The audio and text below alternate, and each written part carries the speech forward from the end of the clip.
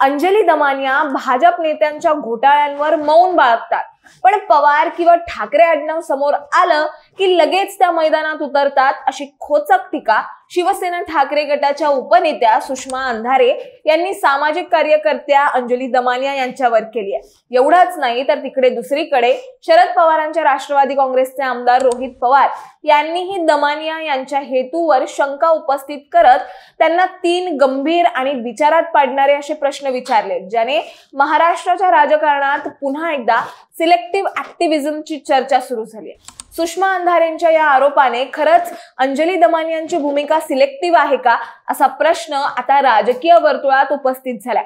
एकीकडे असं असताना दुसरीकडे दमानियांनी याला 1 आठवडा थांबा म्हणत 1 आठवड्याचा थेट अल्टिमेटम दिलाय। त्यामुळे आता राजकीय वर्तुळात कोणता मोठा धमाका होणार याकडे सर्वांचंच लक्ष लागलंय।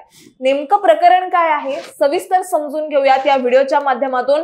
दरम्यान तुम्ही चॅनलवर नवे आला असाल तर इकडे खाली दिसत असलेल्या सबस्क्राइब बटनवर तेवढं क्लिक करा आणि महत्त्वाचं म्हणजे व्हिडिओ शेवटपर्यंत नक्की बघा। तर झालं असं, 2 दिवसांपूर्वी ठाकरे गटाच्या उपनेत्या सुषमा अंधारे यांनी दुपारच्या सुमारास एक सोशल मीडिया पोस्ट केली, ज्याने सर्वांचंच लक्ष वेधलं। सामाजिक कार्यकर्त्या अंजली दमानिया यांना उद्देशून ती पोस्ट होती। तुम्ही स्क्रीनवर बघू शकताय। या पोस्ट मध्ये असं लिहिलंय की अंजली दमानिया या व्यक्तिरेखेबद्दल मला कायमच कुतूहल वाटत राहतं। चंद्रशेखर बावनकुळे आणि मेघा इंजिनिअरिंग कंपनी याच्या संबंधाने प्रचंड जोरात चर्चा सुरू झाली।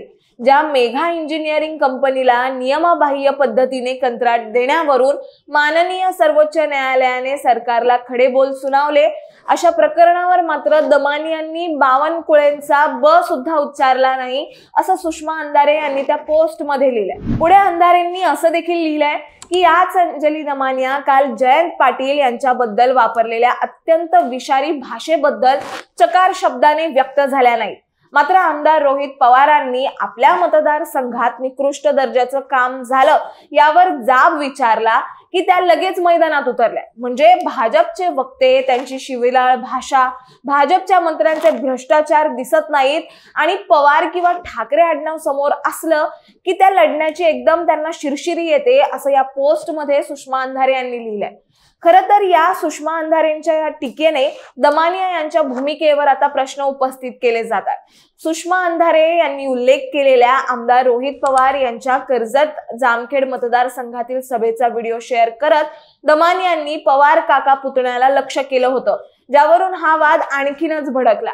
आणि यालाच प्रत्युत्तर म्हणून रोहित पवार यांनी दमानिया यांना गैरसमज दूर करा असं आवाहन करत 3 खळबळजनक प्रश्न विचारले। पहिला प्रश्न विचारला तो म्हणजे राज्यातल्या शेतकरी अडचणीत असताना मुख्यमंत्र्यांच्या बेडरूम मधील गादी आणि सोफ्यासाठी 20 लाख रुपये खर्च केले जातात, हे योग्य आहे का? एवढाच नाही तर मुख्यमंत्र्यांनी शेकडो कोटी रुपये देऊन जाहिरातबाजी करणं हे योग्य आहे का? हा झाला पहिला प्रश्न जो रोहित पवारांनी विचारला। बरं, दुसरा प्रश्न विचारला तो म्हणजे मेघा इंजिनिअरिंग कंपनीने अवैध उत्खनन केलं म्हणून तहसीलदार आणि जिल्हाधिकारी यांनी 95 कोटींचा दंड ठोठावून त्यांचं साहित्य जप्त केलं, परंतु महसूल मंत्र्यांनी मात्र केवळ 17 लाख रुपये दंड भरण्यास सांगून जप्त केलेलं साहित्य परत करण्याचे आदेश दिलेत, हे योग्य आहे का? पुढे तिसरा प्रश्न रोहित पवारांनी असा विचारलाय, सिडकोची 5000 कोटी रुपयांची जमीन मंत्री संजय शिरसाट यांनी बेकायदेशीरपणे बिवलकर नावाच्या खासगी व्यक्तीच्या घशात घातली। याबाबत मुख्यमंत्र्यांकडे 12,000 पानांचे पुरावे देऊनही मुख्यमंत्री या प्रकरणी भूमिका घेत नाहीयेत, हे योग्य आहे का? अशी विचारणा रोहित पवारांनी थेट अंजली दमानिया यांना केली। पुढे रोहित पवार असं म्हणाले की याच विषयांवर आपण भूमिका मांडून आपल्या भूमिकांबाबत शंका घेणाऱ्यांचे गैरसमज दूर करावे, अन्यथा हे शंका घेणारे आपणास अण्णा हजारे यांच्या पंक्तीत बसवतील, असं रोहित पवार सोशल मीडियाच्या पोस्टच्या माध्यमातून म्हणाले। दरम्यान रोहित पवार सुषमा अंधारे यांच्या आरोपानंतर दमानिया यांनी यालाच प्रत्युत्तर दिलंय।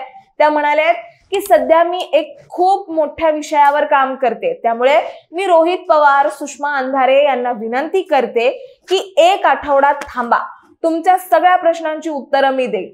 पण सध्या माझ्याकडे वेळ खरंच खूप कमी आहे, असं प्रत्युत्तर अंजली दमानिया यांनी दिलंय। त्यामुळे आठवड्याभरात दमानिया मोठा घोटाळा बाहेर काढणार असल्याची चर्चा आता राजकीय वर्तुळात सुरू झाली आहे। तुम्हाला याबद्दल काय वाटतं हे आम्हाला कमेंट्स मध्ये नक्की सांगा आणि अशाच माहितीपूर्वक व्हिडिओ बघण्यासाठी लगेचच सबस्क्राइब करा प्राईम टाइम महाराष्ट्रला।